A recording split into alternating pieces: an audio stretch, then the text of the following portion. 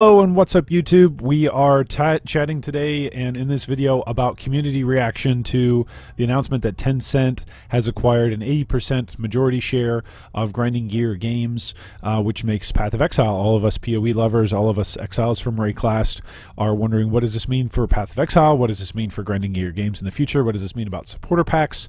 What does this mean about leagues and updates? Is the game going to become pay to win, which GGG has already said no, and GGG has already come out with an announcement hoping to prompt or preempt some questions that we would have as a community. So you can check that out in our other previous videos. But this particular video, we're just going to check out some community reaction. So first off, PC Gamer has already got a reaction piece out on this. It's by Joe Donnelly. I recommend that you go and read it. So if you're just looking to catch up on just the news section of what's going on, and then of course you can always check up more on the history of Tencent with our previous video. But this is what's going on the forums as well as on Reddit recently. So if you go to the Path of Exile subreddit, a bunch of people are talking. The three top posts right now, if you sort by hot or top, are first off people making a joke about what's going on with the purchase of GGG. So this is somebody that tracks Chris Wilson's Reddit account, that he's purchasing some Magic cards, but his set isn't complete, and then about a day later, Tencent has invested. So that's a pretty quality meme. So it's always good to start off a video with some laughs. But Cohh Carnage had some thoughts on Tencent, as did Kripp. So we're going to go and take a look at some of the biggest names that play PoE and what they've had to say. Tencent is not going to tell them what to do. They're not going to be pay to win. You know, like they gave a lot of assurances, but even then, like, this completely changes what kind of company GGG is, in my opinion. This is no longer kind of, you know, the scrappy company that is staying true to their morals and charging forward with this free-to-play structure. This is now a company that has people. A large majority of their company is now owned by people that just want to make money. Like they bought GGG to make money off it, and there's no question, kind of like what happened with Twitch and Amazon, that, you know, when people are making decisions that all they want to do is make money, something's gonna go wrong. That's just how it works. It's never perfect. So I don't know, dude. Yeah, so that's Cohh Carnage's reaction. I think on the one hand, he's right that Tencent is a massive conglomerate that is all about making money. That being said, it's a little bit disingenuous to say that Grinding Gear Games isn't a gaming company that's there to build the best game that it can and make money. Every company in the world that wants to pay its employees and go home at night and be able to live in their homes and eat food and provide for themselves, for their kids, for their hobbies, for whatever they want to go do, you got to make money. So on the one hand, sure, great point. Tencent wants to make money. Every company wants to make money. Yes, different companies go about it differently, but we've yet to see, you know, any progress or any massive changes really in any of the big games that Tencent has owned. Feel free to comment and rip me a new one if you've got some factual evidence that shows that Tencent goes in and takes over creative control over games. But so far, it's just not there. League of Legends, it's not true in the West.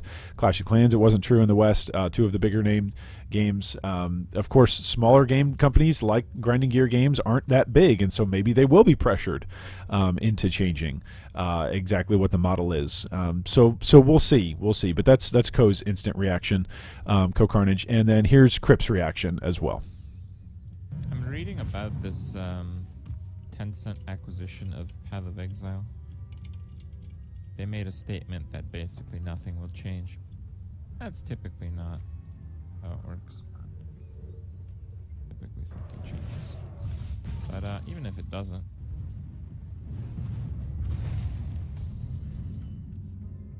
people are talking about like the supporter packs. That's an interesting question, actually, isn't it?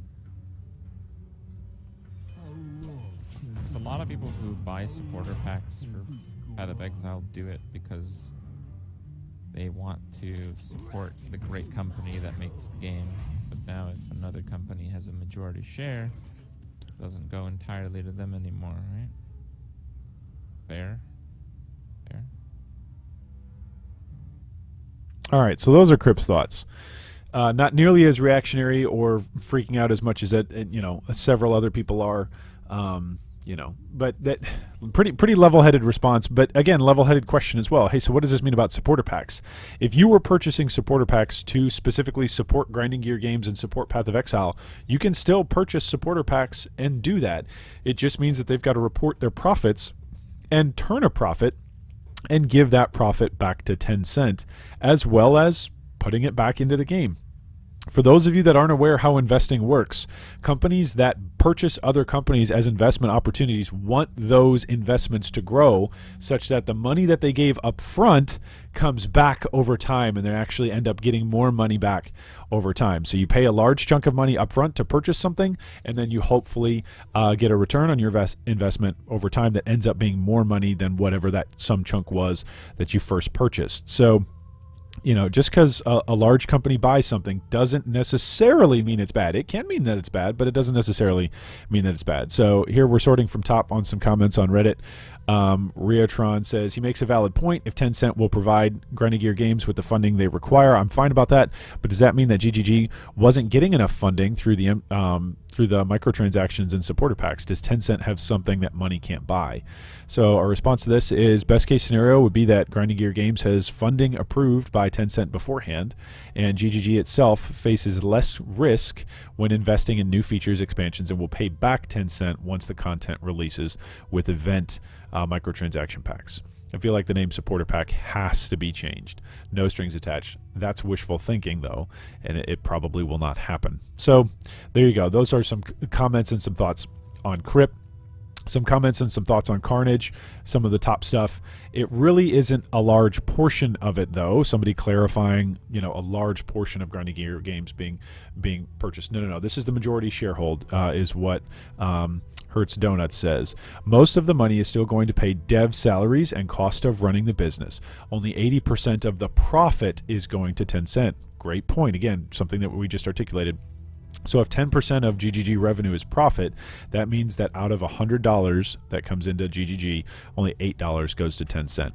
Okay, here's a response. Don't forget that literally every single aspect of business is paid for, predicted, and accounted for before profit. It's net profit for a reason. Don't try to explain accounting to idiots. It takes too long. Just link them to an Investopedia article on retained earnings and walk away. That's a great response. Finally, one smart person. I actually had hoped that Cohh Carnage is smarter than this. Life is full of disappointment. Tencent is the company developing the citizen score thing in China. Supporting them is evil, no matter if it's 1%. I pay money to GG to feel good. Only a small part of that comes from the MTX. Not paying to feel guilty, which is interesting. All right, so then a bunch of people are talking about the social credit score that Tencent is developing. We're not going to get into that. That's a whole other thing. You can Google it.